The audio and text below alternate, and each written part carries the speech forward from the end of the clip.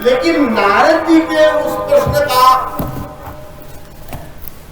उत्तर देने की हिम्मत कोई नहीं जुटा पा रहा।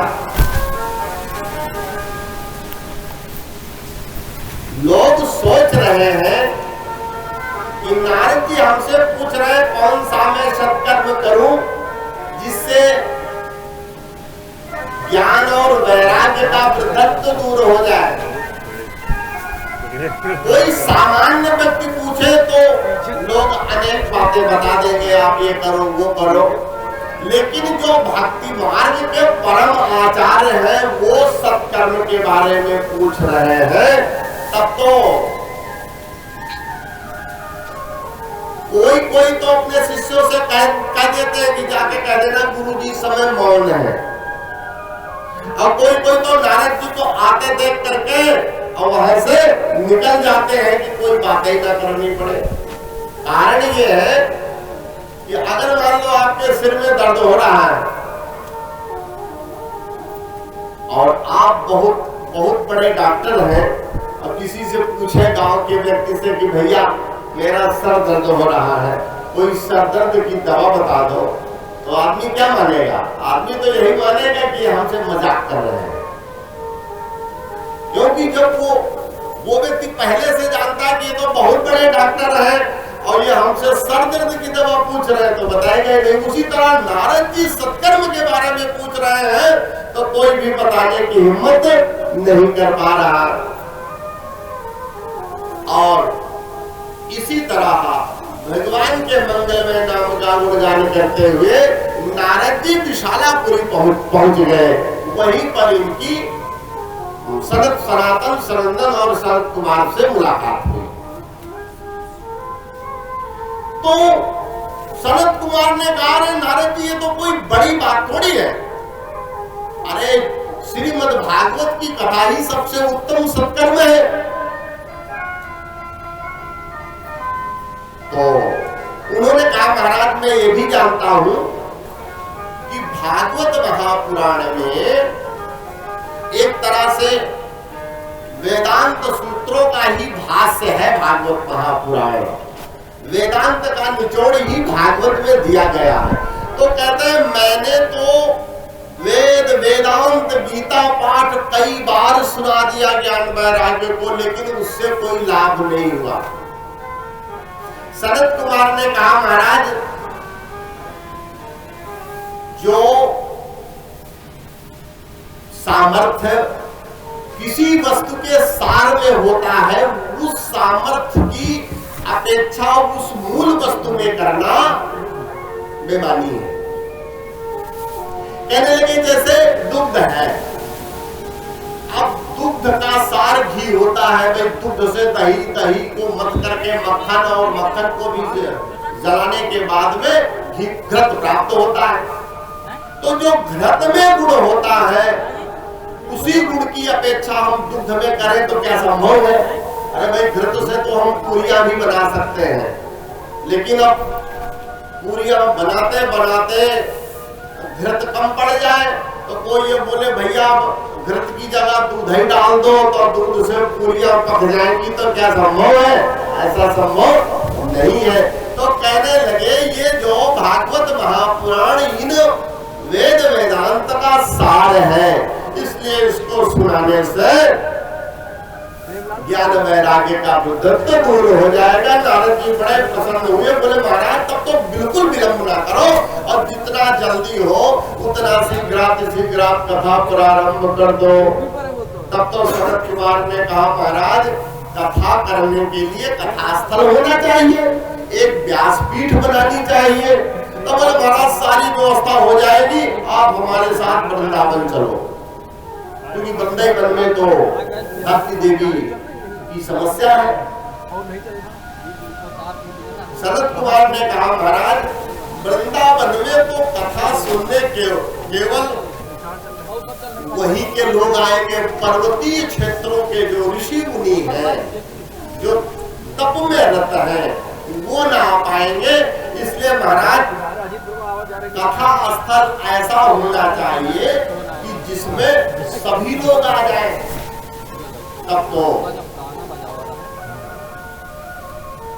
शरद कुमार की बात मान करके और हरिद्वार के मंगलमय क्षेत्र में गंगा द्वार समीपे तू तटमानंद नामकम, गंगा जी के किनारे आनंद नामक स्थान में अब बालुका की व्यासपीठ बना करके शरद कुमार को व्यासपीठ पर बैठा दिया गया और शरद कुमार ऋषि भागवत का मंगलाचरण करने लगे। मंगलाचरण किया और भागवत का महात्म्य सुनाने लगे। कहने लगे महाराज ये भागवत की कथा तो इतनी मंगलमयी है कि इसे श्रवण करने से